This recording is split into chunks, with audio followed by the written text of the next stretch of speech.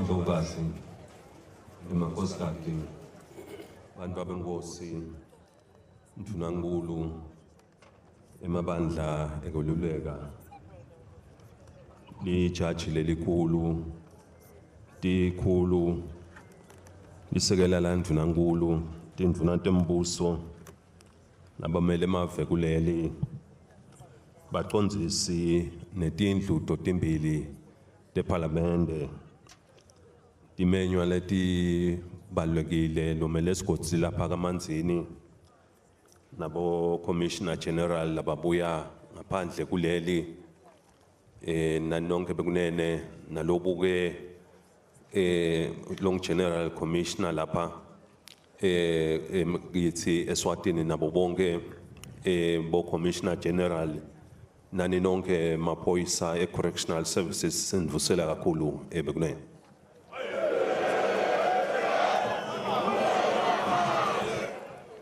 Your Majesty, the Ndlovukazi, the Makhosikati, Your Royal Highnesses, Prime Minister, Councillors, the Chief Justice, Chiefs, Deputy Prime Minister, Cabinet Ministers, Excellencies, members of the Diplomatic Corps, presiding officers, and members of both Houses of Parliament, the Regional Administrator, the Commissioner Generals from our neighboring countries, the Commissioner General, and all rank and file of His Majesty's Correctional Services, distinguished guests, I greet you all here in Matsapa today. Maphoyisa siphotsene lapha namuhla elangeni lekuthi silapha e-correctional services la khona sitokupha lusuku lwawo emaphoyisa alapha e-correctional services ebekunene.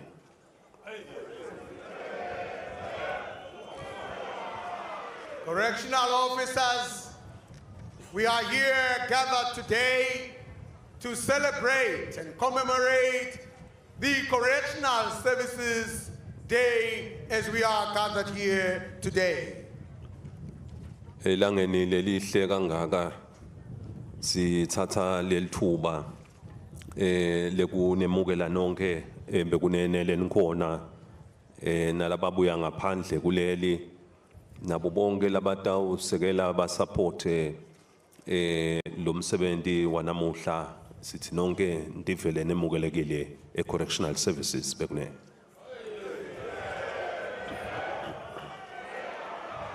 We take this opportunity in welcoming you all here today, especially the relatives and those that have come to support in various ways here today.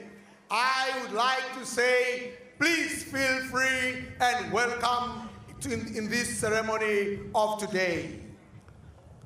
Maphoyisa angisho ukuthi ninenhlanhla lenhle kulamalanga lengcile liqhwale belikhona belibonakala ukuthi awu belimadi mambela kepha namuhla hawu ngisho nabo bani bangaphuma ngaphandle bawuthamela sicelo ngebunanzi ukuthi awu kube langa lelihle emaphoyisa.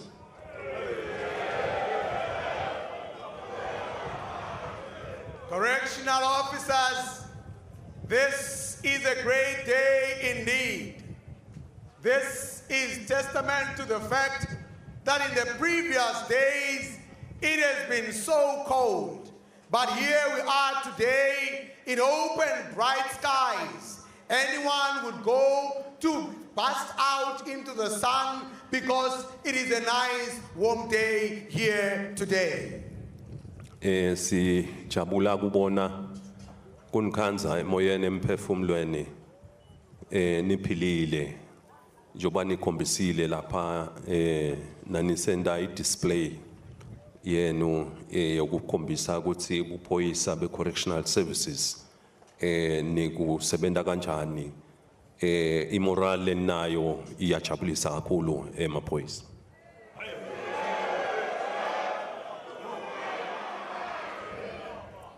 I have been quite pleased to see that you are well and in good spirits here today, which has been shown by your exceptional discipline, skill, as you combine your seamless coordination in your various drills here today, showing unwavering focus as you make your wonderful displays here today.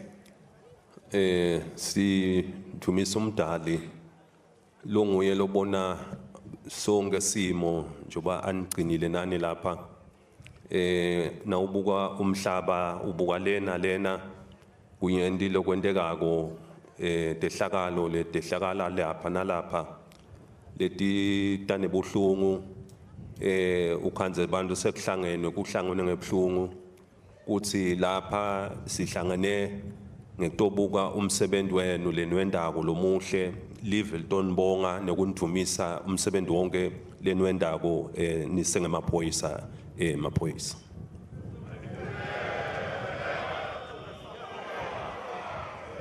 We thank God Almighty for this great and wonderful day and ceremony that brings us together as a nation. When we look into the global stage, we do find that various calamities have befallen many nations and they have sad gatherings wherever they are. But here we are today, we are gathering in joy, coming to celebrate the Correctional Services Day here today in Matapa, and we can't not thank God Almighty for this great day we are here to celebrate today, and the nation is here to say thank you for a job well done. Maphoyisa imisebenzi yenu lemihle ibonakalise njengoba nikhombisile display ngoba na ukhombisa display ubonala ukuthi umdlandla usetulu imorali iphakeme sibili kuyabonakala ke ukuthi ke nale la nisebenza khona emisebenzini ngekuhlukahlukana nivele nifaka umfutho njengoba niwufakile nje nasibukela kuyabonakala ukuthi ni displaya impilo yenu lenihlala niphila ngemalanga amaphoyisa.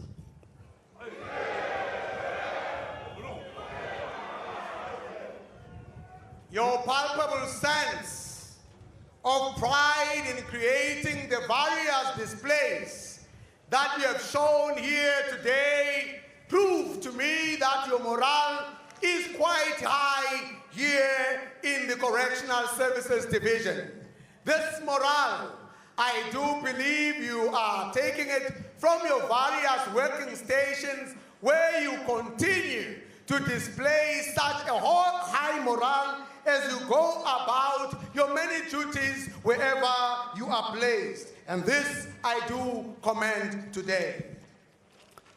Maphoyisa Sithumisa kuva wekuthi emisebenzini yonke lenisebenzako yelive yebukhosi niyakhona kusebenza kahle kubonale ukuthi kude lokuhamba kube tihibe noma emhlabeni ungasho ukuthi konke kuyaphela ngelanga linye ngoba lilanga lilinye ukhanza ukuthi kudzingekala lokulinya nangalelinye ilanga kudzingeka lokunye kepha ke lokumqoka ukuthi umsebenzi ungalimali uvele ube sesigabeni lesingiso ukuthi ke siyakudumisa kulesigaba leso ukuthi umuvu uyevakala usichana wafaka emandla umhlandla sibili umsebenzi uhambe kahle kakhulu welive maphoyisa.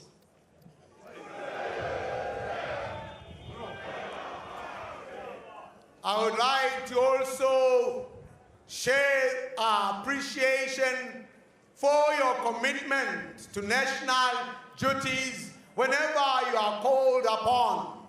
Though unending these various assignments may be, you have never shown slackness or a tiredness, but you have always shown a spirit of resilience and commitment to national duty. It is for this great contribution that you continue to make in the nation that I do here commend you today. Maphoyisa lokuhle ngilokubona esikhatsini sonke nitiniketa lwati ngesikhatsi sonke kungaba temfundo kungaba dekusebenta lo msebenzi lenikiwo ukuthi niwende kube professional ngesikhatsi sonke kuthi siyakubona lokho lelizinga nemtimba njoba ngiyibuka nje iyakomba ukuthi cha nembala i-fitness ikhona ngoba umsebenzi lenikiwo i-fitness ngiyona number 1 kuthi kubonakale ngisho ne-structure na uhambako ubonakale ukuthi cha kuhamba bantu labaphilile hayi labagulako noma nishaya le display nje basibonile lapha neswinga nenda konke kubonakele ukuthi cha niphilile kakhulu lokuhle lokho maphoyisa.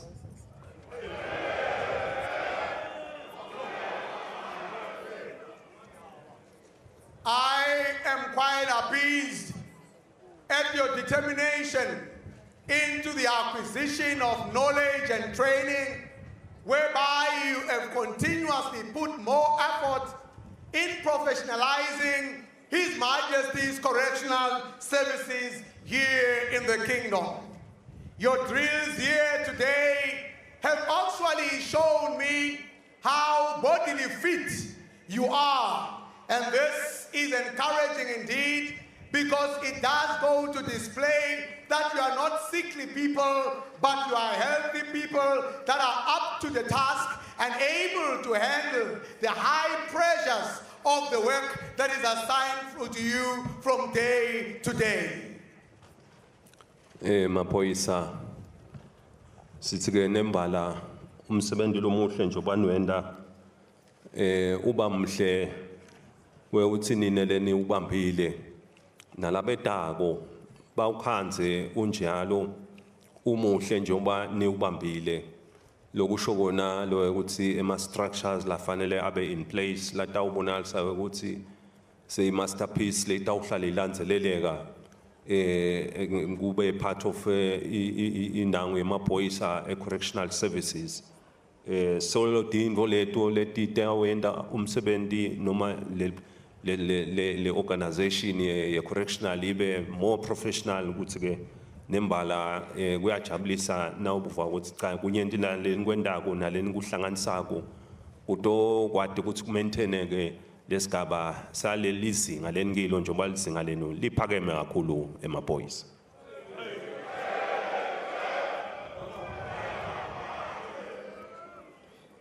Correctional officers, I must say that you are here to make a legacy.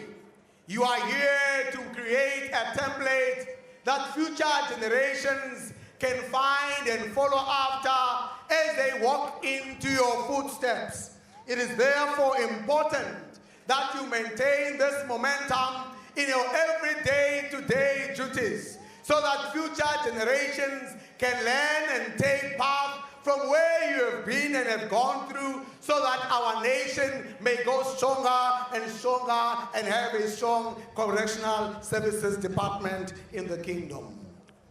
Lesikujabulelako maphoyisa kuva njoba lapha niselhlangotheni lapho khona bonalisa ukuthi lobe abanetigwegwe ninkwade kumcondzisa kuva umoya leni phathana ngawo nabo bonke laba lenihlala nabo lapha correctional services ukuthi niphethene kahle ngemoya lomuhle nikhulumisana kahle konke umsebenzi wonke ngiloyo naloyo atibone ukuthi maye bekonakele lapha maye nyalo sekuthinga ngilungise konke lokho kubuya esigabeni sekutheni ningemaphoyisa nine nisebenza njani nasenilapha efieldini kepha ke umuvu uyevakala cha umsebenzi wenu muhle kakhulu siyakudumisa kakhulu lokho emaphoyisa.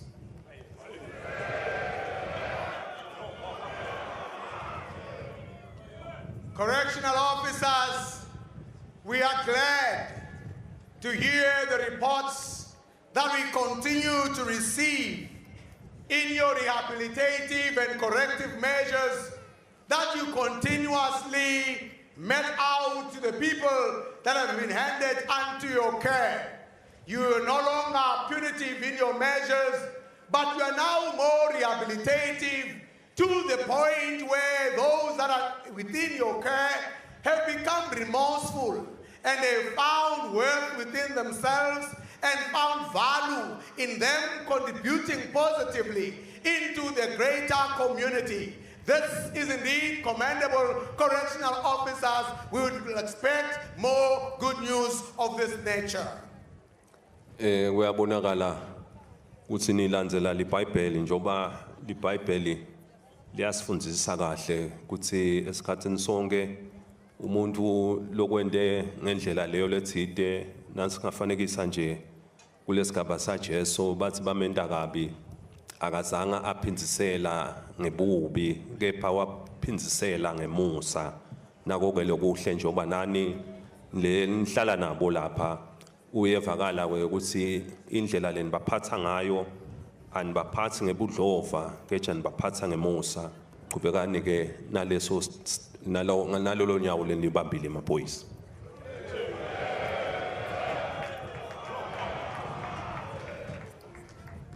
You have shown me, correctional officers, that you are indeed followers of the Bible.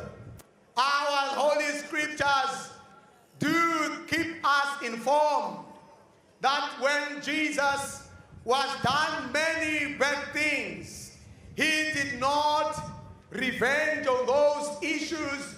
And here today, I see a culture of the Bible being made practical in this, that you are no longer meeting issues in retribution, but you are coming out in rehabilitating these offenders with much compassion and love to make them know that they are also human and with dignity.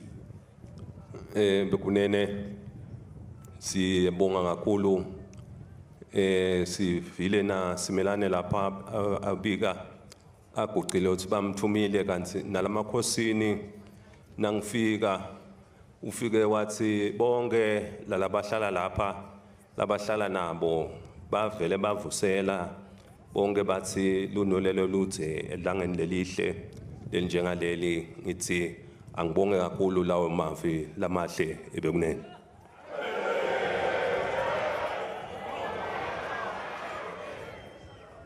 I did take note on the words from Prince Melane here, who shared some sentiments of my good health here today.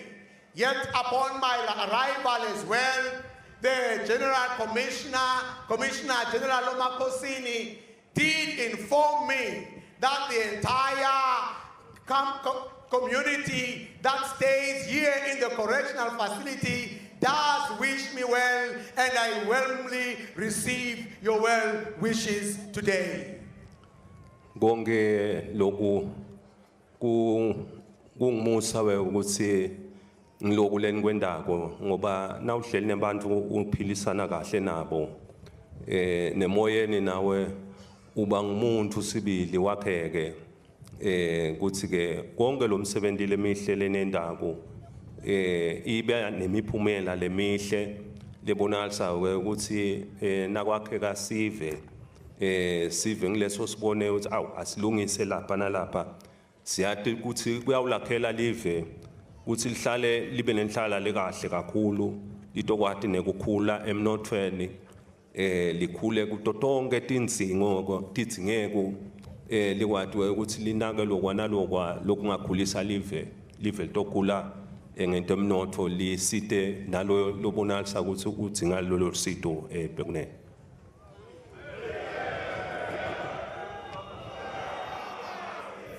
All these correctional officers is as a result of your compassionate care that you continuously give out to those that are brought in within your care, such that their character is rebuilt and these past offenders begin to learn new ways of handling themselves, so that they can be a positive contribution to the greater community. I therefore would like to commend you, correctional officers, for doing all this good work which goes for the social fiber of our country and adds into economic growth, as we will no longer be busy chasing around people who are doing criminal activities, but we'll be having people who have been brought up in a good character because of your compassionate care. Maphoyisa konke lokhu kusho kona ukuthi le service le correctional services iyawadi umgomo ukuthi ifanele yendeni lokungiko ilandzela international standards labonala ukuthi umhlaba ubekile ukuthi emave emhlaba onke ayakwenda nje nakuphathana kahle ukuthi libe bakhona embili nalabakhona namuhla emaphoyisa akufundzile futhi lokho akuhlanganisa kumasterisha kahle njoba ngishilo ukuthi sesitawushiya inkabhayi labatawuvela ukuthi inkabhayi ibayawusala bakhanze konke kukuhle ukuthi nako ke lokuhle lenikwendako maphoyisa.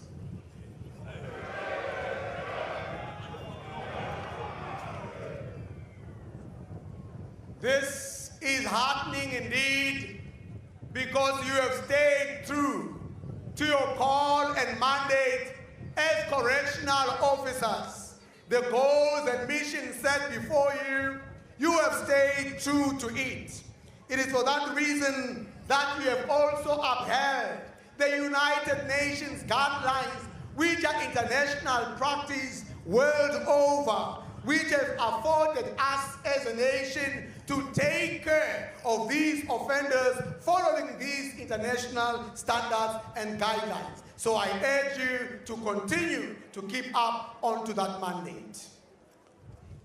Maphoyisa konke lokhu kusho kona ukuthi labaniqeqeshako baniqeqesha ngendlela lengiyo ngoba yonke indzaba iba sekutheni na usalayelwa lo msebenzi ukuthi udawusebenza kanje benta kanjani bona ngoba nangabe bayawufaka esikolwa lesingasiso uyakhanza ukuthi konke losokuyawuba impumela lapho kuyawulandzela lokho ukuthi yinto loyifundzile kepha ke kuyabonakala ukuthi banifundisa into lengiyo lebonakala ukuthi lesiyidvumisako sonke sonke lokusilapha nje sive sonke seswadini sadumisa sanikhutsata newekuthi njoba nibambile qhubekani kanjalo maphoyisa.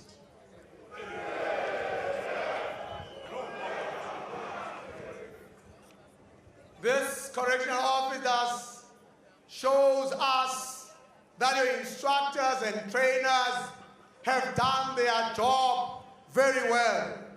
This is shown by your displays and how you do your many important duties.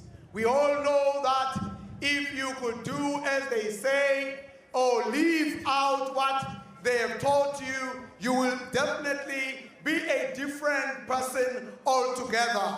It is for that reason that we appreciate that you do not just talk, but you live what you have learned, and we encourage you to continue in this path as the nation rejoices seeing you as correctional officers following this path. The entire nation is grateful for a job well done.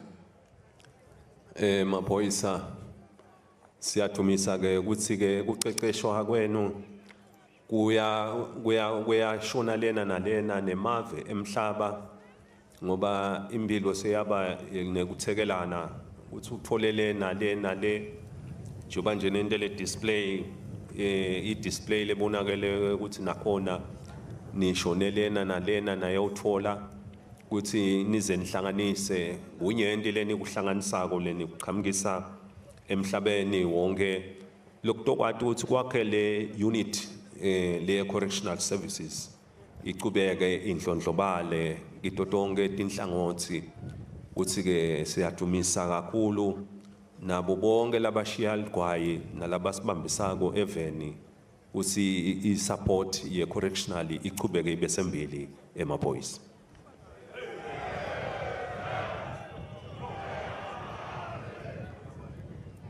Your vast training in various jurisdictions is evident for all to see, as you have harnessed various techniques and ideologies that you have put into practice due to exposure to these various jurisdictions. It is for that reason that here today we would like to commend you all for bringing in these new strategies that have brought professionalism into the correctional services. We thank also our stakeholders that have contributed towards the advancement of the correctional services to the good that you have become here today. Maphoyisa langenile lihle lenjengaleli singanisekela nekunika idathu lokuqina esigabeni ukuthi siyati nanini nema plans nako konke konhlala kahle njengemaphoyisa labonala ukuthi afuneka ahlale esigabeni lesifanele ukuthi namuhla live linike idathu lokuqina uthi la uqhubeka linibambise kunisupporta kunisekela la kudzingekani ukuthi nithole khona kusekeleka lokungiko lokutakwenda inhlala kahle ukuthi ibe kahle kakhulu maphoyisa.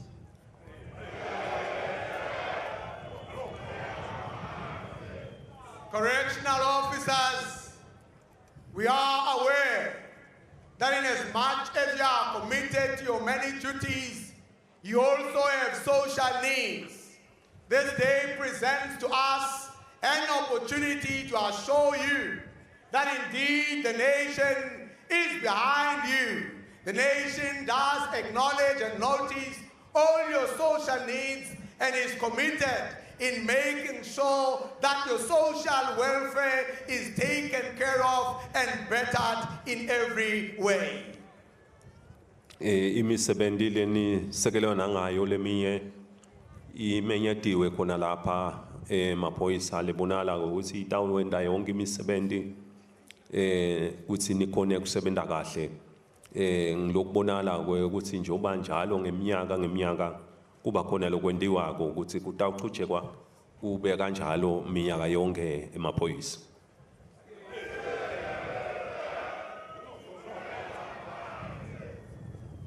Your important duties, correctional officers, have been rehearsed before us here today.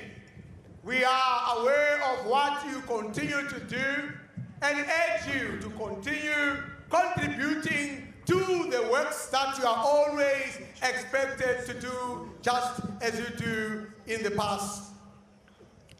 Maphoyisa kulelanga lanamuhla ngitsite uCommissioner General bahlangane nelibandla le prerogative of mercy kubuka ukuthi njoba live liyabuka ukuthi nasithi siya transforma lilungisa lokwana lokwa bangakhohlwakala nalaba lenhlala nabo lapha kuba faka ekhathi babe ingcenye yale transformation lelibandla ke lihlala phansi libuke ukuthi labo lesibanetigwebo leto letitsite bakwati ukukhululeka baye emakhaya bayishalo bayotigcitselelela ngakhona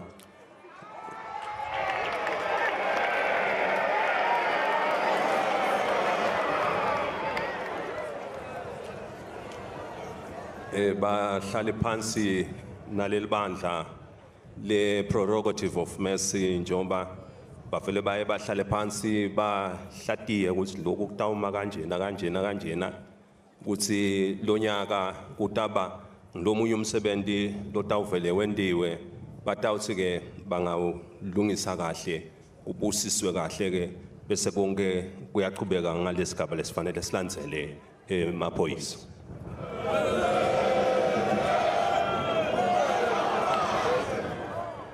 Correctional officers, I have also tasked the Commissioner General here along with the prerogative of Mercy Committee, to look into how some of our inmates could be pardoned here so that they could be included in the transformation agenda that we are engaged upon here in the kingdom.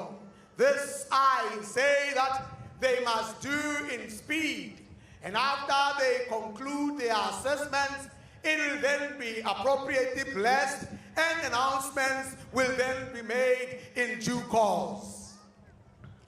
Maphoyisa na sitanga lapha sibukile njoba ne correctional services yenda ma transformation lena nalena ngekuhlukahlukana kubuka ukuthi njoba kusadaki kunema structures latsite kubuka nalanga kithi kwakhanya ukuthi kukhona lesibonakele ukuthi kufuneka kulungiswe kuguqulwe lobe kukhona itolo kutokwati ukuthi nasikhuluma ukuthi si in line ne SADC protocol kukhanye ukuthi sihamba kuleso sigaba leso lengidawukwati kukumemedela namuhla emaphoyisa.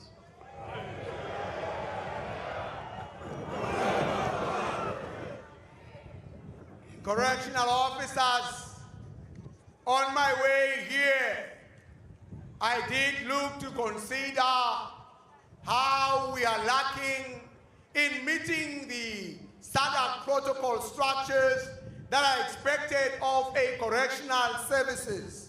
On this day, I would therefore like to make amendments and adjustments into His Majesty's Correctional Services leadership so that we can be found in line with the expectations of SADC. Maphoyisa kushothi njoma kuna le rank ya Commissioner General lo ngamakhosini Dlamini solo kunjomba kunjalo emaphoyisa.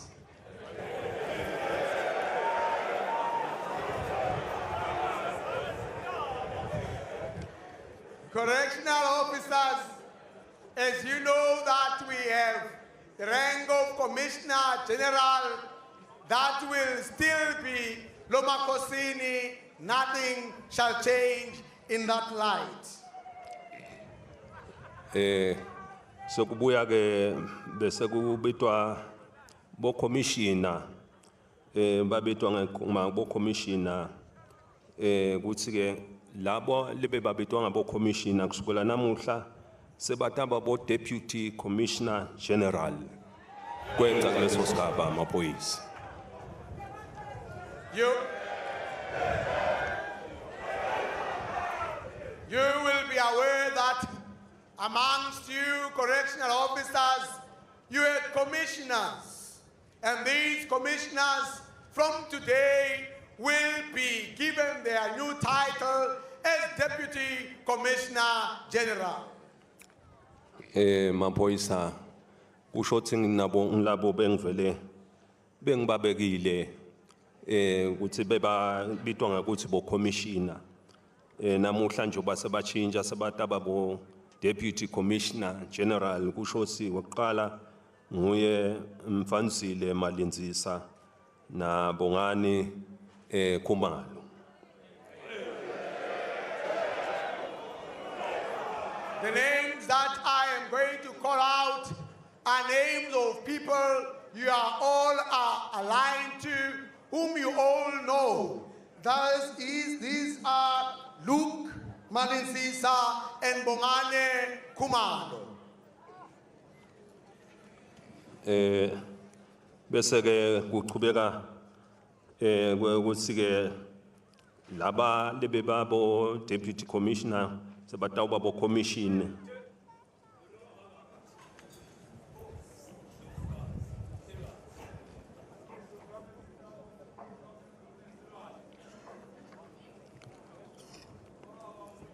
nabo njoba soloni abakhumbula namuhla maphoyisa sengibo laba ndawuqhubekani babambise emsebentini maphoyisa. These are your leaders, correctional officers. As you have known them, I charge you to continue working well with them. Laba ke labataba bo commissioner mapoisa labasuka bo deputy commissioner general bo Vusi Sicelo Kunene, Cyril Fusmuzi Maseko, Manqoba Ngambule, Phindile Glory Sibanze, Ephraim Mfala. Ngibo ke labo.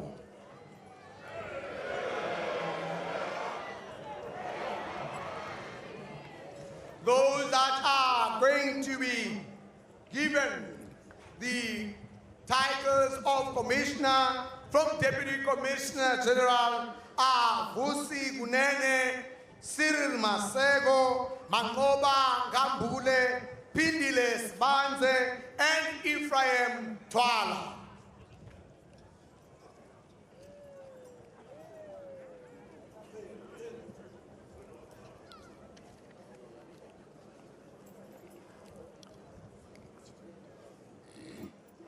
Nabuke senibabonile sesithandaza ukuthi niqhubeke nisebenze kahle kakhulu nabo maphoyisa. I present these officers to you. Continue cooperating with them. Kungetetela njoba kuba mnyaka yonke kube nalabasha nabo.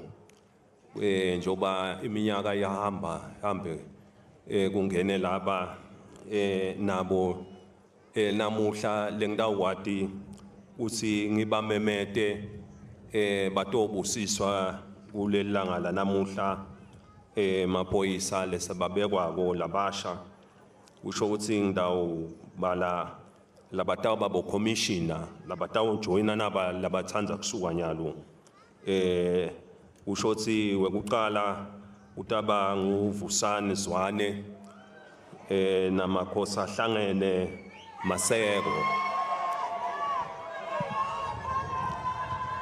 I will make my first announcements here today of those that are joining the commissioners here today. I present to you Vusani Zwane and Makhosi ahlangene Maseko as the new commissioners.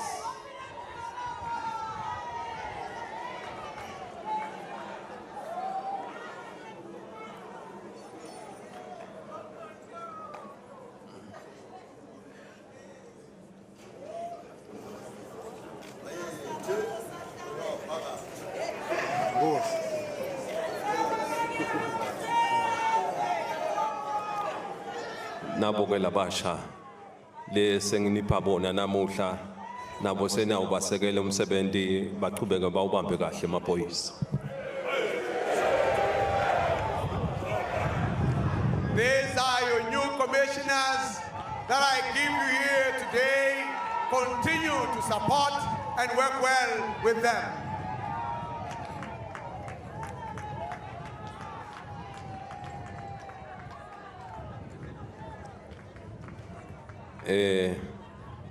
Nalesinye isigaba lengidawusibala sebu Deputy Commissioner General naye lo musha lesengidawunimpa yena amaphoyisa usikutaba nguvusi Sicelo Kunene. I will also now give you a new Deputy Commissioner General in Vusi Sicelo Kunene.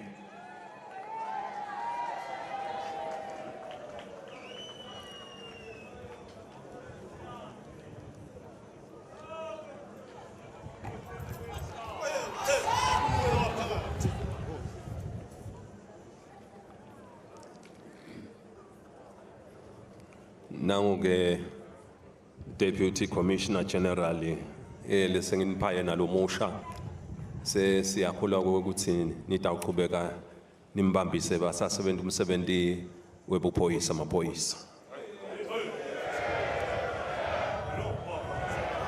This is your new Deputy Commissioner General whom I present to you today, you shall do well to work well with him. Maphoyisa letiye ngiyawuthi memetele eminyakeni otako kwentele ukuthi njoba iminyaka yonke ufuneka ube netindzaba letimnanzi letiba khona ukuthi ke nabo labasha lesithandaza ukuthi ndawusebenta kahle nabo kukhulisa le force lena yalapha e-correctional services iqhubeke ibambisane sithumise umoya lomuhle lenibambisana ngawo khona lapha ngekuhloniphana nangekulandzelana ema-order kubonakala ukuthi nanifundiswa ngediscipline yebuphoyisa ukuthi kufuneka niphathe kanjani noma nikhulumisana umoya uyevakala ukuthi ngilomuhle ngoba nanisebenza emsebentini kumqoka ukuthi kube ne-unity lemqoka kakhulu emaphoyisa.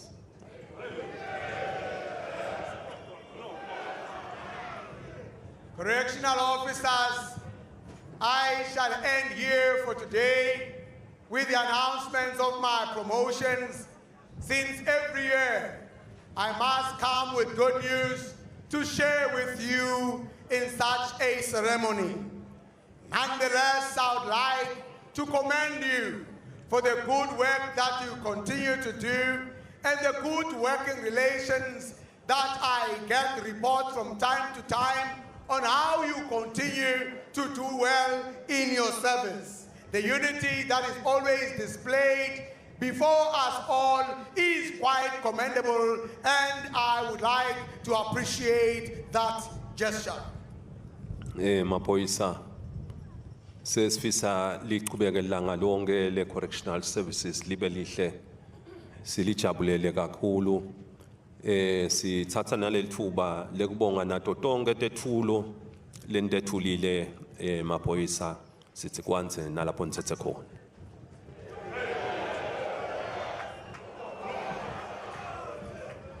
It now remains for me to wish you well for the continuance of the 17th Correctional Services Day here today. And my personal gratitude and thanks to all the gifts that have been given unto us, and pray the blessing of the Lord upon that generous heart. Siyabonga uNkulunkulu asibuse sonke bekunene maphoyisa. Thank you. May Almighty God bless us all. Uyingwenyama mswazi omnyama kwabalutuli ngulothu nganzaba ngakithi ngasembelebele ngumkhephula ngelijosi ngilomagada ngilomashikizela kangwane wena ke Mswati ngano ngilo ingongoni emdlunga kangwane nelo yovuse kwethu kwaba amagagu la kaDukulako ingani kuye kwethukane bakaGamane bakamnisi.